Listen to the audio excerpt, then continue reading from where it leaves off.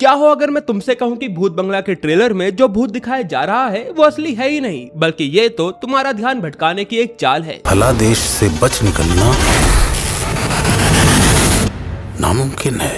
ये ट्रेलर देखकर 99% लोगों को यही लगा कि प्रियदर्शन अपनी भूल भुलैया वाला फॉर्मूला ही रिपीट कर रहे हैं। वही कॉमेडी, वही पुरानी हवेली और 1000 साल पुराना दानव वधासुर। लेकिन जब आप इस आखिरी शॉट को फ्रेम बाय फ्रेम फ्रीज करते हैं ना, तो एक डार्क सच सामने आता है। इस दानव के हाथों में नाखून नहीं बल्कि इंसानों वाले लेदर के ग्लव्स हैं। क्यों, जानकर दिमाग घूम गया ना? आज इसी तरह की ट्रेलर के बारे में काफी सारी हिडन डिटेल्स लेकर आया हूँ, इसलिए वीडियो को लाइक करके हाइप कर दो। मैं शुरू करता हूँ आज की वीडियो। तो प्रियदर्शन और अक्षय कुमार पूरे 14 साल बाद फिल्म के लिए साथ आए हैं और हॉरर कॉमेडी में उनकी वापसी 19 साल बाद हो रही है। इस ट्रेलर की शुरुआत वही फैमिलियर फीलिंग देती है, एक बंद दरवाजा जिसे तंत्र विद्या से बंद किया गया है, पास्ट और प्रेजेंट का कनेक्शन और एक क्लासिकल डांस सीक्वेंस। ये सब देखकर लोगों को लग रहा है कि वही भूल भुलैया वाली चीजें रिपीट हो रही हैं, लेकिन इसी की आड़ में मेकर्स ने बहुत बड़ा गेम खेला है। ध्यान से देखो, इस पास्ट वाले डांस सीक्वेंस को यहाँ तब्बू डांस कर रही है और तब्बू के साथ उनका पार्टनर भी है, जिसे बड़ी चतुराई से फ्रेम से छुपाया गया है। क्यों?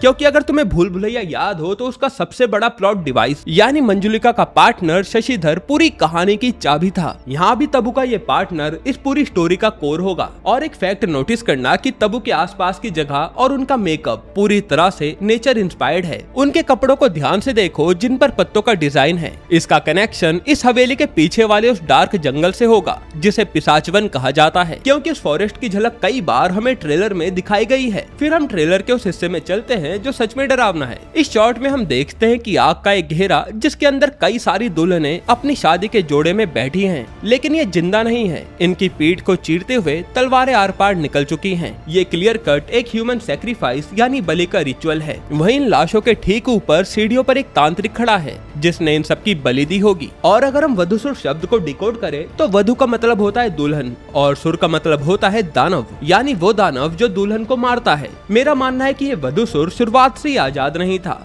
इस तांत्रिक ने अपनी पावर्स बढ़ाने के लिए इन दुल्हनों की बलि दी होगी और ये वधूसुर इसी तांत्रिक का बनाया हुआ एक राक्षस होगा। जहाँ तांत्रिक तो मर जाएगा, लेकिन ये वधूसुर भटकता रहेगा जो कि बाद में सबको हॉन्ट करेगा। यही वजह है कि गांव में जो भी नई दुल्हन आती है वो इस रिचुअल का शिकार बन जाती है। पर आखिर ये रिचुअल पूरा कैसे होता है, ये जानने के लिए हमें इस ट्रेलर की सबसे वियर्ड चीज देखनी होगी, जो है ब्लैक मैजिक और साइंस का कॉम्बिनेशन। देखो, अक्सर हम हॉरर मूवीज में नींबू मिर्ची या फिर पुरानी किताबें देखते हैं, लेकिन भूत बंगला में एक बहुत ही वियर्ड साईफाई मशीन दिखाई गई है।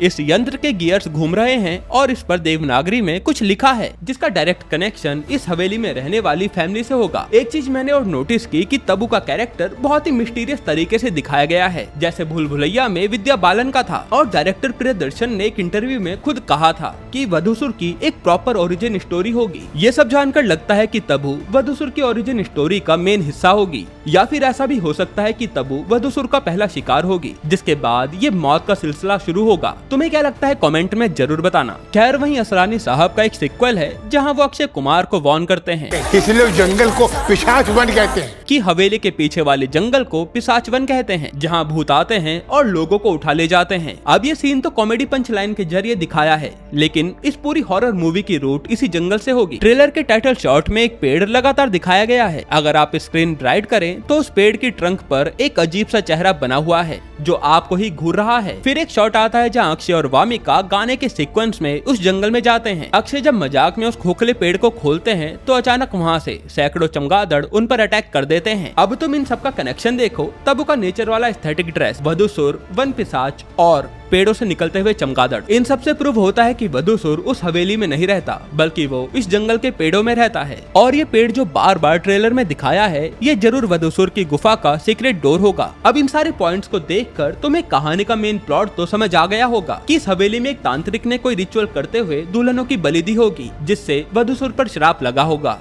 और फिर किसी तरह गांव को बचाने के लिए मंत्रों द्वारा वधूसुर को कैद कर दिया गया होगा। लेकिन इसमें शर्त भी होगी कि अगर किसी ने गांव में दोबारा शादी की तो वधूसुर लौट आएगा। और ट्रेलर के अकॉर्डिंग अक्षय कुमार का कैरेक्टर इसी गांव में किसी की शादी कराता है, तभी वधूसुर का प्रकोप फैलने लगेगा, जैसा कि हमने ट्रेलर में भी देखा, जहां शादी के बीच में ही लाइट चली जाती है और वहां एंट्री होती है वधूसुर की। हालांकि हम वधूसुर को कितना भी भूत समझ ले, लेकिन एक पॉइंट है, जरा ध्यान देना। तो टीजर में हमने वधूसुर के जो हाथ देखे थे उनमें अंगूठे के पास एक अजीब अजीब सा कुछ निकला हुआ था। वो देखने में पूरे शैतानी हाथ लग रहे थे, लेकिन ट्रेलर में अक्षय कुमार की तरफ उड़ते हुए मॉन्स्टर ने लिटरली ग्लव्स पहने हुए हैं, जिससे ऐसा लगता है कि डायरेक्टर जरूर कुछ और प्लान किए बैठे हैं। अब ऐसा भी हो सकता है कि इसमें एक साथ दो खतरे दिखाए जाएं, एक वधूसुर जो पिशाच वन में है जिसे तांत्रिक की पावर बैक कर रही है, और दूसरा कोई इंसान जो कि तबू हो सकती है, वही वधूसुर का सूट पहनकर हवेली में सबको डरा रही है ताकि लोग हवेली से दूर रहें और हवेली का जो सच है या फिर कोई खजाना है वो बाहर ना आए। बाकी अक्षय जरूर इसमें भूल भुलैया की तरह ही जासूसी करके असली सच बाहर लाएंगे,